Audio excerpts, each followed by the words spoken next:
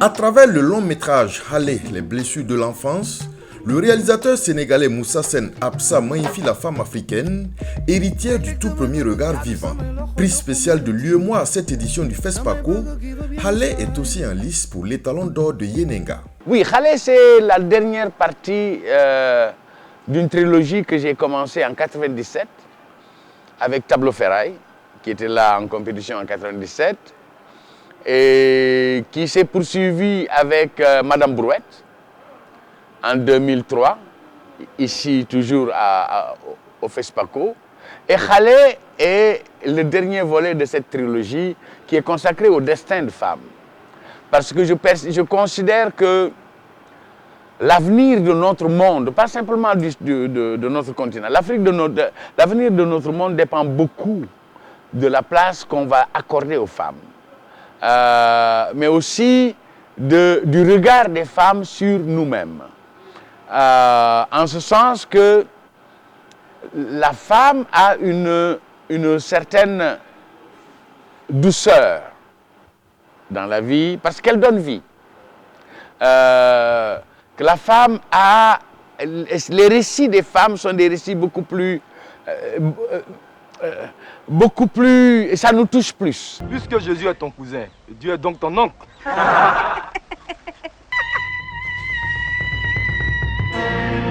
Il y a 30 ans, il honorait son pays, la Côte d'Ivoire, en se hissant sur le toit de l'Afrique avec son film Au nom du Christ. Roger Nyombala disposera bientôt d'un buste à la rue des monstres du cinéma africain à Ouagadougou. La première pierre de cette statue a été posée par les autorités burkinabè, maliennes, sénégalaises et ivoiriennes en charge de la culture. 30 ans après, c'est un symbole qui nous réunit tous autour du FESPACO, autour de la culture, autour du cinéma, autour des arts d'une manière générale, pour montrer le poids de la culture, ce qu'elle peut apporter dans nos pays, ce qu'elle peut apporter en termes de valeurs, en termes de rassemblement. Et aujourd'hui, nos cinéastes nous le rappellent tous les jours que la culture nous rassemble. La culture nous permet de partager ensemble des valeurs communes, nous permet aussi de préserver notre patrimoine, qui est un patrimoine extrêmement riche. Et aujourd'hui, cette pose de la première pierre le démontre aussi physiquement. Nous marquons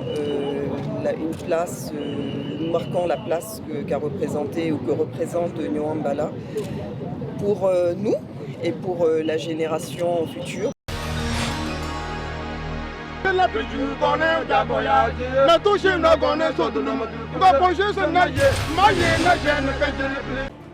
Le Conseil burkinabé des chargeurs CBC a pour mission essentielle la gestion du fret en provenance et à destination du pays.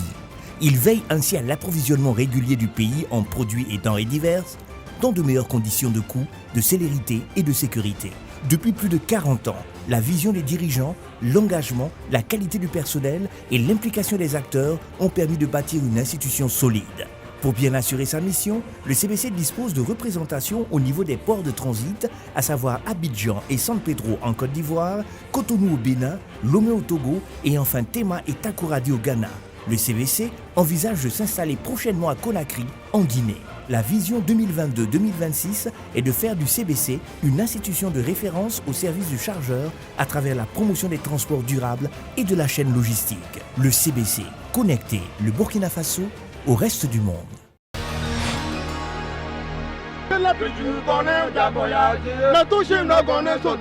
Faire un bon film, en voilà une notion bien subjective. Chaque être humain possède sa propre sensibilité et finalement, juger qu'une œuvre cinématographique est bonne relève du ressort de chacun. Il faut d'abord que l'histoire nous touche, nous aime, nous transporte dans un univers peut-être inconnu, nous fait visiter des parties de nous-mêmes qui étaient des parties cachées, nous révèle notre propre identité et nous réconcilie aussi avec la vie. C'est-à-dire nous ouvre les yeux pour qu'on voit les choses qui d'habitude on passe à côté sans nous en rendre compte. Et tout d'un coup, ça devient une énorme chose parce qu'on a vu un film qui nous a rapprochés de la vérité. Donc un film nous touche parce qu'il nous émeut, parce qu'il nous bouscule aussi parfois dans nos derniers retranchements, dans des zones d'inconfort même parfois, mais qui nous aident aussi à ouvrir les yeux sur tellement d'autres choses sur lesquelles on n'était pas très attentif. Le cinéma africain doit se mettre au service de la paix et les cinéastes africains sont interpellés à plus d'un titre. Dans leur création, ils doivent pointer du doigt le Sahel africain en proie à des attaques incessantes. Je dis souvent que les créateurs n'élèvent pas la voix, ils ont peur de parler. J'ai l'impression que personne n'a élevé la voix pour dire ce qui se passe dans la sous-région est une manipulation de puissances étrangères qui veulent mettre leurs mains basses sur des ressources. Personne ne dit ça. Et pourtant, c'est clair comme l'eau de roche. Et je crois que tant que les artistes n'auront pas le courage de pointer du doigt le mal de ce continent va être à la merci des prédateurs, à la merci de ceux qui viennent, sèment une guerre ici, déstabilisent tel pays, font tomber tel gouvernement. Donc, la culture de la paix n'est possible qu'à partir du moment où les créateurs, les porteurs d'idées, les porteurs de voix élèvent la voix et disent au monde ce qui se passe sur ce continent. Pour le moment, je ne l'entends pas. Pour le moment, c'est paillettes. Pour le moment, alors qu'il y a à 200 km, il y a des Burkinabés qui sont tués. Hein. À 200 km ou à 300 dans le Liptako-Gourma ou dans la zone des 3 frontières, il y a des familles qui sont déplacées. Et si ça continue, nous n'aurons même plus d'espace pour faire des films. Pour tourner maintenant dans le désert ici, on ne peut plus tourner ici, il faut aller en Mauritanie comme Apolline. Elle n'a pas pu tourner ici. Donc, si on se tait et qu'on laisse les autres nous manipuler, parce qu'on a peur d'élever la voix, parce qu'on pense que si on parle, on vous enlève le pain de la bouche, qu'on m'enlève le pain de la bouche. Parce que ce qui se passe actuellement nous interpelle tous les créateurs, surtout les cinéastes, surtout toute personne imbue de vérité et qui ne supporte pas l'injustice.